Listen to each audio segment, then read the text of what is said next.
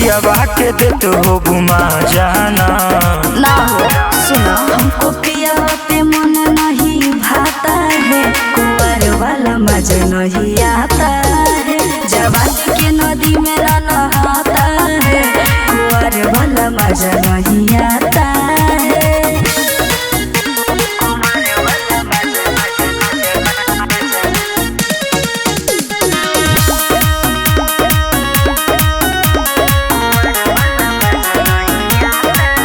तुझे सोचो तारो कवनो बात नहीं खे, मिलल पियवा जे हमके खास नहीं खे, बुझला। नहीं सुख मिली हो ज्यादा दुख मिली हो, सब पियावा से प्यार अधिक मिली हो, भले पियावा कहा चाहे राजा ना। सुनो ना, हमको पियावा पे मन नहीं भाता है, कुंवर वाला मजा नहीं आता है, जवानी के नदी में ना नहाता है, कुंवर वाला मजा नहीं आता है।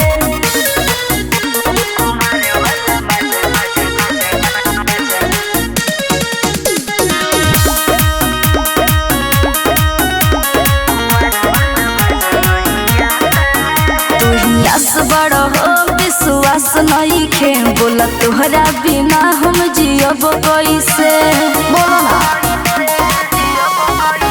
हम तो जानतानी कुल नाश कई के, कैसे जी रघुबर विश्वास कई के, मदन जी के धरत हो गुपा जाना। हमको पियावा पे मन नहीं भाता है, कुंवर वाला मजा नहीं आता है, जवानी के नदी में ना नहाता है, कुंवर वाला मजा नहीं आता है। अरे सफा पंचरे मिलल बा।